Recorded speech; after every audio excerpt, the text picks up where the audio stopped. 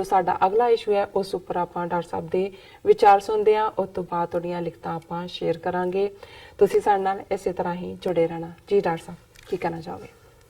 ਦੇਖੋ, ਕੱਲ ਅਸੀਂ ਜਦੋਂ ਇਹ ਡਿਸਕਸ ਕੀਤਾ ਕਿ ਪੈਰਿਸ 'ਚ ਜਿਹੜਾ 800 ਸਾਲ ਪੁਰਾਣਾ ਗਿਰਜਾ ਹੈ ਉਸ ਨੂੰ ਕਿਵੇਂ ਅੱਗ ਲੱਗੀ ਔਰ ਇਸ ਦੇ ਉੱਤੇ RSS ਦੇ ਜਿਹੜੇ ਹਿੰਦੂਤਵੀ ਵੈਬਸਾਈਟ ਨੇ ਉਹਨਾਂ ਨੇ ਕਿਵੇਂ ਇਸ ਦੇ ਉੱਤੇ ਖੁਸ਼ੀ ਦਾ ਇਜ਼ਹਾਰ ਕੀਤਾ, ਉਹਨੂੰ ਕਰਮਾਂ ਦਾ ਫਲ ਦੱਸਿਆ। ਔਰ ਦੂਸਰਾ ਔਰ ਉਸੇ ਹੀ ਹੈਸ਼ਟੈਗ ਜਾਂ ਉਸ ਥ੍ਰੈਡ ਦਾ ਜ਼ਿਕਰ ਕਰਦੇ ਹਾਂ ਅਸੀਂ ਪੰਜਾਬ ਨਾਗਰਿਕ ਦੀ ID ਕਿ ਗੁਰਮੁਖੀ 'ਚ ਹੈ। ਔਰ ਕਿਉਂਕਿ ਉਹਦੇ 'ਤੇ ਮੈਂ ਬੜਾ ਕੁਇਕਲੀ ਉਹ ਸਾਰਿਆਂ ਨੂੰ ਦੇਖ ਰਿਹਾ ਸੀ ਤੇ ਮੈਨੂੰ ਇਹ ਲੱਗਾ ਵੀ ਇਹ ਉਸ ਵੱਲੋਂ ਲਿਖੇ ਹੋਏ ਨੇ ਨੈਗੇਟਿਵ ਕਮੈਂਟ।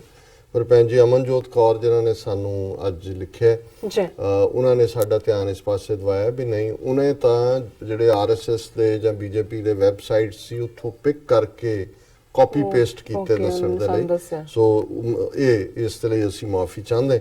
ਔਰ ਉਹਨਾਂ ਨੇ ਜਿਹੜੀ ਅੱਜ ਖਬਰ ਵੀ ਹੈ ਮੇਨਲੀ ਮੈਂ ਵੈਸੇ ਵੀ ਉਸ ਨੂੰ ਡਿਸਕਸ ਕਰਨ ਲਈ ਕੱਢਣਾ ਸੀ, ਪ੍ਰਗਿਆ ਠਾਕਰ ਬਿਲਕੁਲ ਸਾਧਵੀ ਹੁਣ ਜ਼ਾਹਰ ਹੈ ਮਾਲੇਗਾਂव ਦੇ ਜਿਹੜੇ ਬੰਬ ਧਮਾਕੇ ਜਿਨ੍ਹਾਂ ਨੂੰ ਹਿੰਮਤ ਕਾਰਕਰੇ ਨੇ ਜਿਨੇ ਆਪਣੀ ਅਖੀਰ 'ਚ ਜਾਨ ਗਵਾਈ, ਹਿੰਦੂਤਵੀ ਇੰਟੈਲੀਜੈਂਸ ਜਿਨ੍ਹਾਂ ਨੇ ਕਰਨਲ ਪ੍ਰੋਤ ਰਾਹੀਂ ਉਹ ਸਾਰਾ ਅਭਿਨਵ ਭਾਰਤ ਜਿਹੜੀ ਇਹਨਾਂ ਦੀ ਆਰਗੇਨਾਈਜੇਸ਼ਨ RSS ਦੀ ਦਹਿਸ਼ਤਗਰਦ ਜਿਨ੍ਹਾਂ ਨੇ ਕੰਮ ਕੀਤਾ ਔਰ ਸਾਧਵੀ ਪ੍ਰਗਿਆ ਦਾ ਮੋਟਰਸਾਈਕਲ ਮੀਟਿੰਗਸ ਜਿਹੜੀਆਂ ਪਲੈਨਿੰਗ 'ਚ ਹੋਈਆਂ ਉਹ ਸਾਰੇ ਦਾ ਹਿੱਸਾ ਸੀ।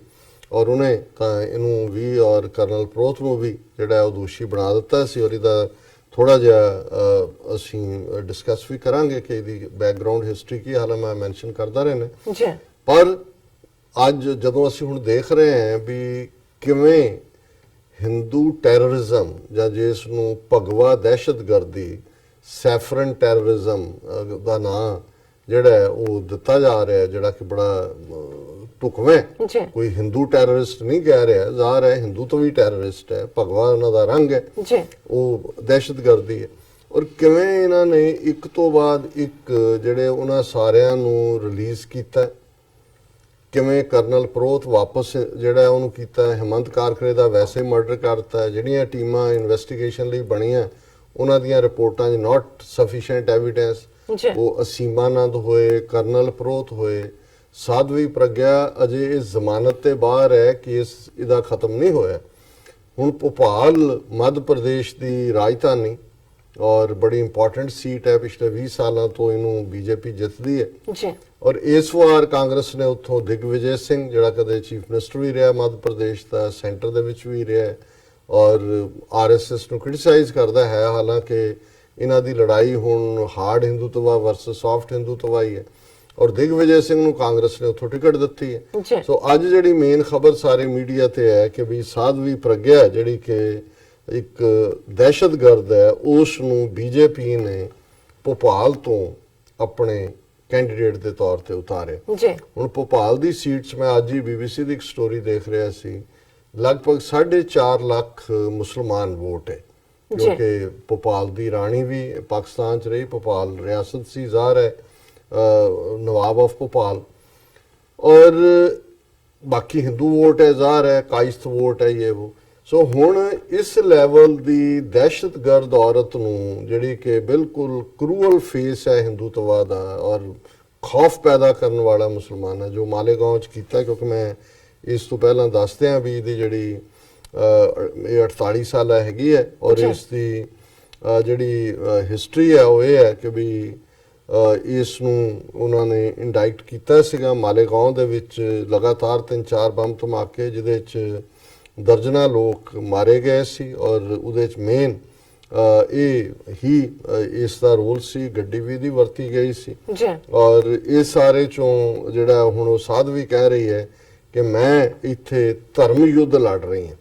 ਹੁਣ ਧਰਮ ਯੁੱਧ ਦਾ ਮਤਲਬ ਉਹ ਇਹ ਕਹਿ ਰਹੀ ਹੈ ਕਿ ਹਿੰਦੂਤਵਾ ਦੀ ਜੰਗ ਹੈ ਔਰ ਜ਼ਾਹਰ ਹੈ ਕਿ ਜਿੰਨੇ ਕਮੈਂਟੇਟਰ ਨੇ ਉਹਨਾਂ ਨੇ ਕਿਹਾ ਜੀ ਵੀ ਇਹ ਬਿਲਕੁਲ ਉਹਨਾਂ ਨੇ ਰਿਲੀਜੀਅਸ ਪੋਲਰਾਈਜੇਸ਼ਨ ਹਿੰਦੂ ਵੋਟਾਂ ਲੈਣ ਦੇ ਲਈ ਜ਼ਾਹਰ ਹੈ ਵੀ ਜਿਹਨੇ ਮਾਲੇਗਾਂव ਵਰਗਾ ਔਰ ਮਾਲੇਗਾਂव ਦੇ ਨਾਲ ਜੁੜਿਆ ਹੋਇਆ ਪੂਰਾ ਸਿਲਸਿਲਾ ਸੀ ਜਿਹਦੇ 'ਚ ਫਿਰ ਹੈਦਰਾਬਾਦ ਦੇ ਵਿੱਚ ਮੱਕਾ ਬਸੀਤ 'ਚ ਅਜਮੇਰ ਸ਼ਰੀਫ ਦੇ ਵਿੱਚ, ਬਾਅਦ ਦੇ ਵਿੱਚ ਸਮਝੌਤਾ ਐਕਸਪ੍ਰੈਸ। ਜੀ। ਸੋ ਇਹਨਾਂ ਸਾਰਿਆਂ ਦੀ ਸਰਗਣਾ ਜਿਹੜੀ ਹੈ ਇਹੀ ਰਹੀ ਹੈ।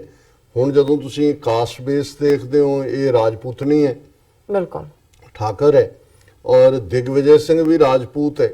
ਸੋ ਜ਼ਾਹਰ ਹੈ ਕਿ ਵੀ ਜਿੱਥੇ ਉਹ ਉਹਨਾਂ ਦੇ ਆਪਣੇ ਕਲੈਨ ਦੀ ਵੋਟ ਹੋਏਗੀ, ਉੱਥੇ ਜੇ ਐਂਟਾਈ ਮੁਸਲਮਾਨ ਵੋਟ ਸਾਰੀ ਹਿੰਦੂਤਵਾ ਦੇ ਨਾਂ ਥੱਲੇ ਇਹਨੂੰ, ਸੋ ਇਸ ਚੋਂ ਜਿੱਤਣਾ ਜਾਂ ਹਾਰਨਾ, ਇਹ ਪਹਿਲਾ ਖੇੜਾ ਉੱਥੇ ਸਾਰੇ ਹੀ ਉਹਨਾਂ ਦੇ ਬਾਹਰ ਆ ਗਏ ਨੇ। ਜੀ। ਕੋਡਾਨੀ ਜਿਹੜੀ ਮਿਨਿਸਟਰ ਸੀ ਗੁਜਰਾਤ ਦੇ, ਮੁਸਲਮਾਨ ਵਾਇਲੈਂਸ ਦੇ ਵਿੱਚ 2002 ਚ ਜਿਹਨੇ ਰੋਲ ਅਦਾ ਕੀਤਾ ਸੀ, ਉਹਨੂੰ ਸਿਹਤ ਗਰਾਊਂਡ ਦੇ ਉੱਤੇ ਛੱਡਤਾ।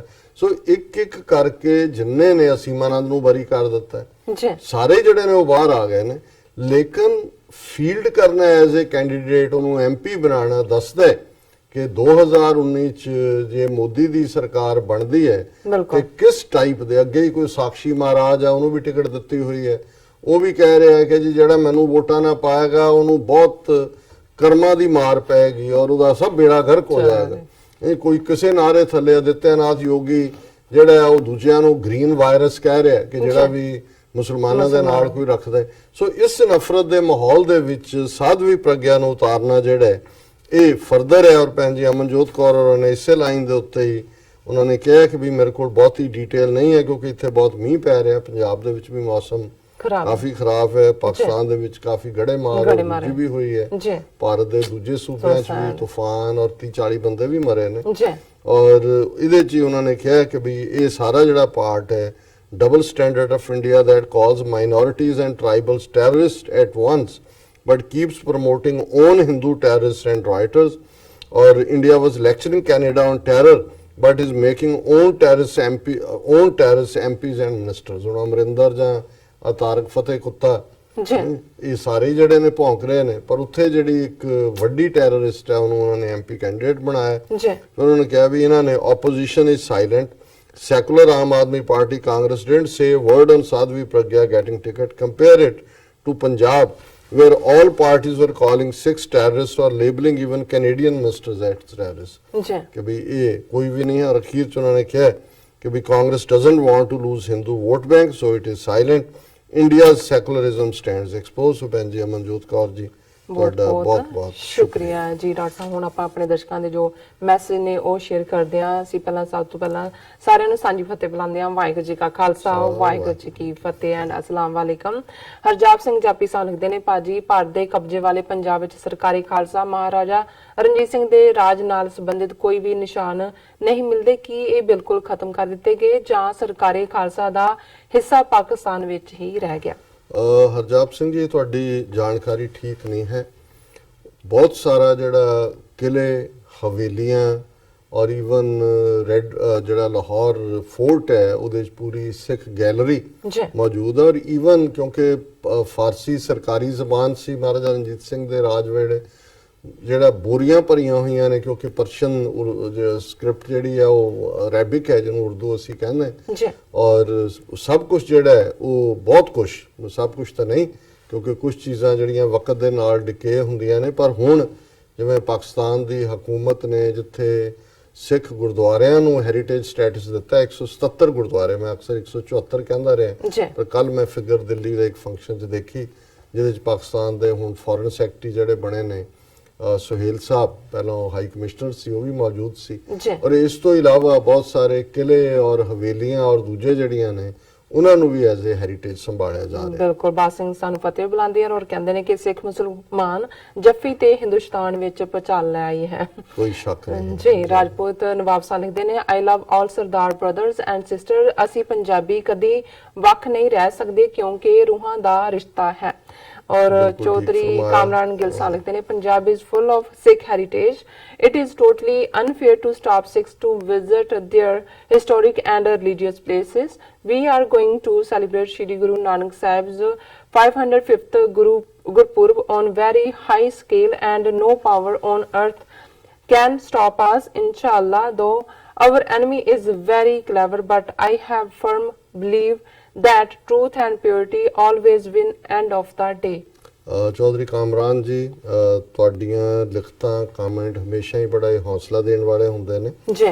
ਔਰ ਤੁਸੀਂ ਬਿਲਕੁਲ ਠੀਕ ਫਰਮਾਇਆ ਕਿ ਸਾਡਾ ਵਿਰਸਾ ਜਿਹੜਾ ਹੈ 70ਵੀਂ ਸਦੀ ਤੋਂ ਜ਼ਿਆਦਾ ਬਿਲਕੁਲ ਜਿਹੜਾ ਧਾਰਮਿਕ ਵੀ ਔਰ ਜਿਹੜਾ ਉਹ ਸਾਰੇ ਦੌਰ ਦਾ 18ਵੀਂ 19ਵੀਂ ਸਦੀ ਦਾ ਜਿਹੜਾ ਹੈਰੀਟੇਜ ਹੈ ਉਹ ਪਾਕਿਸਤਾਨ 'ਚ ਹੈ।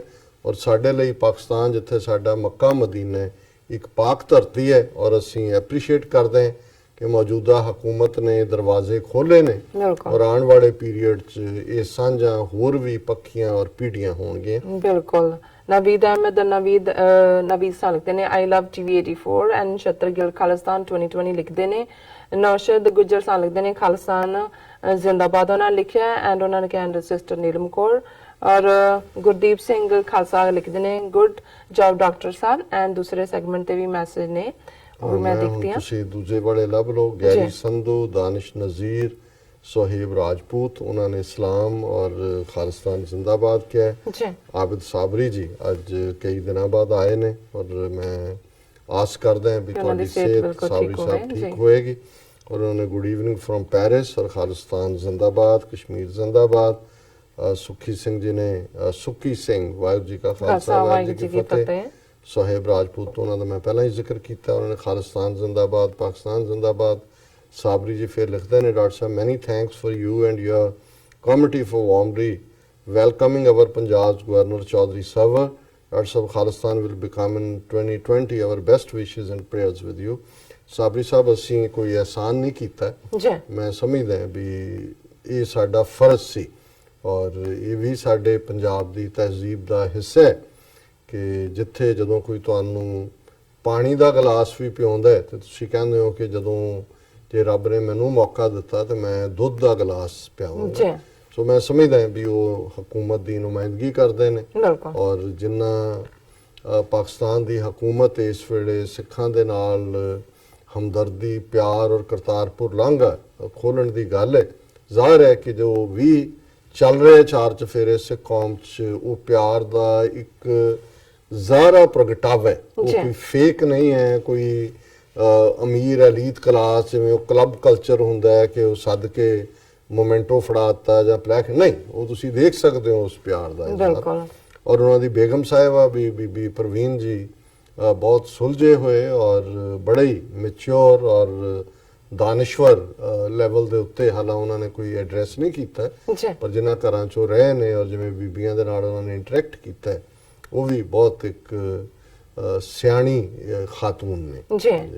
फिर कासिम लाला जी अस्सलाम वालेकुम तुहानू भी और नीलम गुजार है। All Pakistani nation support to Sikh nation for Khalistan, अल्लाह's ब्लेसिंग्स फॉर सिख नेशन। और थले फिर होर भी ने जो हैब्यूब ज़ोहेब ड्रीम वेटिकन 240 ड्रीम वेकेशन 247 और जिन्होंने great effort of cause your dream will come true very soon. And थले पी अटवाल जी ने एडवाइस किया please stay away from these kinds of junks Tarek Fatah. So ज़ाहिर है बिल्कुल जंक ठीक है, वैसे कुत्ता नहीं कहना चाहिए, कुत्ते की बेइज्जती नहीं करनी। कुत्ते की बेइज्जती भुपिंदर सिंह ने जिहड़ा तुसीं हुण कहा कि कुत्ते की बेइज्जती नहीं करनी चाहिए, लिखिया कि डॉक्टर साहब कुत्ता नहीं कुत्ते दा हड्ड ही है। सो जगतार सिंह साहब ने TV 84 is doing the best, salute to doctor sahab and the whole team, thank you so much. Daljit Singh sahab ने खालिस्तान पाकिस्तान जिंदाबाद लिखिया। गुरदेव सिंह सानू फतेह बुलांदे ने, असीं सब दा बहुत बहुत शुक्रिया अदा करते हैं कि तुसीं सानू इन्ने बड़े प्यार ते मान वाले सानू मैसेज भेजदे ने। Thank you so much viewers, तुसीं साडे नाल इस तरह बने रहना। मिलदे हां छोटे जे वक्फे तो बाद।